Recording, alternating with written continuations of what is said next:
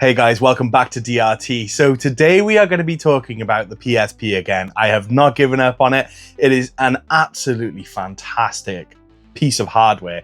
And I recommend these games, these platformers, for everybody to go out and play, because even to this day, Sony put games on that system that are still fun.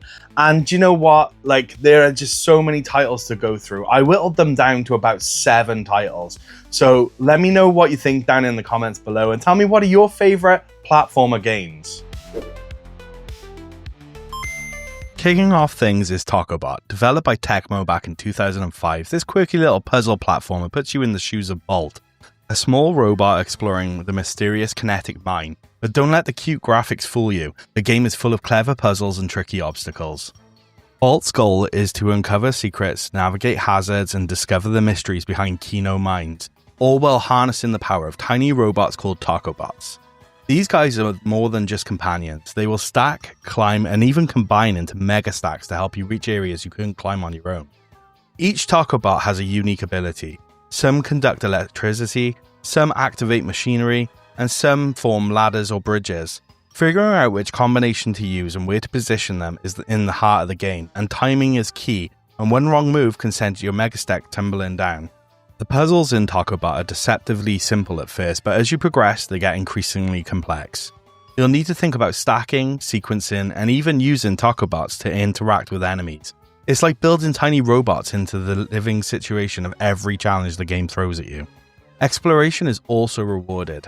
Hidden crystals, secret areas are scattered throughout the mine, giving completionists plenty of reason to experiment with every Tokobot combination. The visuals are bright, colourful, and charming, and with a mechanical aesthetic that perfectly suits the Tokobots themselves. Overall, this is an absolute gem on the PSP, and I recommend everyone check it out. Gurumin is one of those great games on the PSP that many players overlooked. I never really hear people talking about this game, but it's absolutely fantastic. It's easily one of the best platformers on the system. Developed by Falcom, the same studios behind Ys and Trails in the Sky, it combines the light-hearted charm with surprisingly deep gameplay, and you know the music is going to be great in this game as well. In this game, you play as Paran, a young girl who stumbles into a world of friendly monsters, only to discover that their home is being threatened by phantoms. What follows is a mixture of action platforming, dungeon crawling, with Paran wielding a powerful drill as her weapon. What makes Gurumin stand out is how tight and responsive the platforming feels. Levels are colourful, varied, and filled with secrets. While combat is snappy and rewards experimentation, the upgrade system for your drill, collectible items, and whimsical boss fights keep the pace fresh. And you know what? This game is dripping with personality. From its fully voiced English cast to its bright anime art style, Gurumin feels like a Saturday morning cartoon come to life, and because it's built around short, engaging stages. In short, Gurumin is more than just a fun platformer. It's a reminder that the PSP still has an ability to surprise you with unique, charming adventures. If you're a fan of action platformers at heart, this one is another must-play.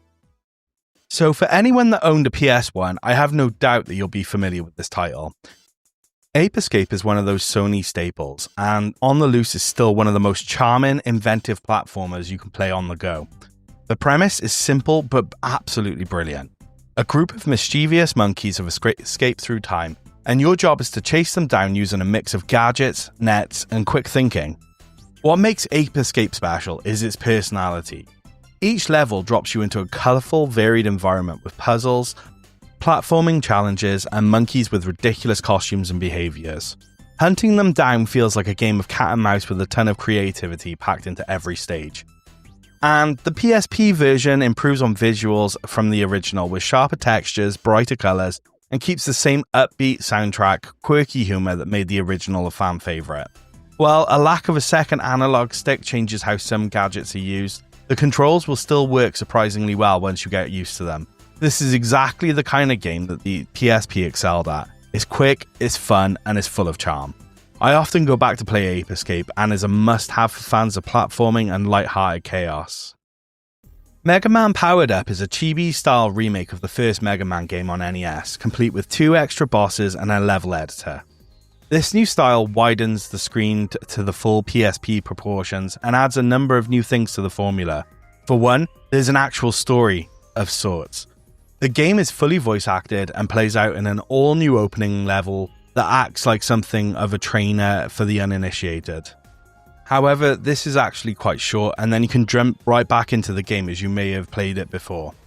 One of the quirky reasons to play this game is you can actually unlock all of the 8 bosses and play them as characters. All you have to do is beat a boss without using any of the special boss weapons, and that boss will then become playable. One of the main reasons to play is the challenge mode. These challenges really do vary, and it could be as simple as something as having to navigate Megaman around a series of jumps to get the flag at the end, to Cutman having to eliminate 30 of the specific enemy, or while trying to avoid the flooring that happens to crumble on contact with the weapon. Save for a few easy ones tossed at you. The majority of challenges are very tough, but not in a confusing way. It doesn't take you very long to figure out what you need to do in each one, and it actually takes plenty of practice and skill to get sorted. So if you're looking for some good old school gaming fun wrapped up in a fresh game, I would say this is the game to play. Here is possibly one of the best games you can play on PSP. It's a ton of fun. And you might already recognize this game from its recent re-release on the Nintendo Switch, or even playing it on the PS4. But if you've never played Locoroco before, it is a must-try. Locoroco drops you into a vibrant, whimsical world where jelly-like creatures sing, roll, and bounce their way through beautifully crafted levels. On the PSP, you use the L and R triggers and tilt the world to move around the Locoroco around. On the surface, your goal level might seem simple to reach, but by the end of each stage, the real magic lies in exploring with every nook and cranny that you find in the level. By breaking through walls, squeezing through hidden passages, or even floating into secret areas, you'll uncover berries, pictories, which is the game's currency, and even tiny characters called Mew Mew. These Mew Mew reward you with unlockable parts for the Locoroco house, adding another fun layer and customization to the experience. While the main adventure is light-hearted and accessible, Locoroco also offers a time trial challenge that focuses purely on speed, turning each stage into a fresh, fast-paced test of your skill. With its catchy music, charming characters, and hidden surprises. And you know what? Locoroco is more than just a platformer. It's an experience brimming with joy, discovery, and an essential platformer that everyone should check out. Little Big Planet on the PSP is a remarkable achievement. This game manages to capture the heart and creativity of its console counterpart in a very portable package. Despite hardware limitations, it delivers the same sense of wonder, charm, imagination that the series is known for. The platforming feels tight and satisfying, with levels that are full of clever design and personality. Each stage bursts with creativity, from incentive obstacles and beautifully crafted environments. The game's signature art style and music translate wonderfully as well to this little tiny screen, maintaining that cozy, handmade feel. What makes Little Big Planet shine is its emphasis on creativity. Even on the PSP, you can design and share your own levels, making the experience feel limitless. And the sheer amount of content, both official and user-generated, ensures that there's always something new to discover. While it may lack multiplayer, Little Big Planet more than makes up for it with charm, polish, and the replay value. It's a testament to how much magic you can fit into this handheld experience. It's fun, inventive, and endlessly creative. The point of this platforming adventure is capturing the prized little bubbles that give you items to use in your own creations. And yeah, you absolutely get a blank slate, and you get to create whatever goofy level you want with the same tools that the developers used for the content of the game. One of the other fantastic things about this game is it's all fully voice acted, like the other games, by Stephen Fry. I don't know about you, but I absolutely love this guy. A solitary notion on the bus, a random thought in the street, a surreal brainwave in a shop. Little Big Planet.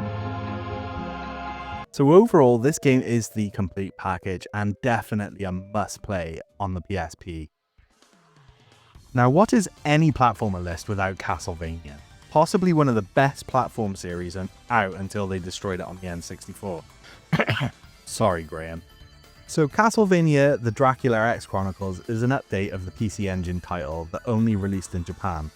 That game was Rondo of Blood, with a bit of a tidy up of graphics, a sort of 3D but closer to 2.5D. You initially take control of the character Richter Belmont with another character, Maria Renard. having to be unlocked later on in the game, and then standard jump, whip and duck mechanics of the early Castlevania games is stuck within the game, along with another tradition of these, including the rock hard difficulty. Richter walks at a crawl and is thrown back whenever he is hit by an enemy, which can then lead to being hit by 3 others. Maria, meanwhile, is quicker of the two, but will die within just 3 hits, giving a little learning curve that is akin more to the jumping in the deep end. Given time and lots of threats, the fiendish nature of the game gives way to cleverly designed levels that reveal themselves in a non-linear manner. This allows you to choose from a variety of paths to take your character down depending on what road you take, and there are a number of different outcomes in this game. This gives Dracula the Chronicles X a huge amount of replay value and a sense of smoke satisfaction whenever you do move on to that next level. Filling out the package versions are Rondo of Blood and Symphony of the Night, which are both hidden extras on the disc, and finding these 2 games is more than an act of luck or judgment, unless you clearly have a cheat guide handy. But well worth finding, especially Symphony of the Night, with this late 90s game. Originally released on Sega Saturn and then PlayStation, the elements of RPG were added to the gameplay and loose ends of the Castlevania narrative were tied up. It gives conclusions to the previous games while creating a new story arc for future releases. This game on the PSP is absolutely unbelievable and definitely highly up there with one of the games that you really should play on the PSP. And so that wraps up the video, and I gotta be fair, I adore all of these games. They're a ton of fun, and they're games that I just keep going back to and love playing. So again, let me know down in the comments below what games you enjoy playing on the PSP, because there is just so many titles out there. I mean, Sony really cared about this system and they put a lot of love into it. Third-party developers also gave a damn and they put a ton of stuff on there. And do you know what? Like, even now, I'm still finding out about new games that are worth checking out.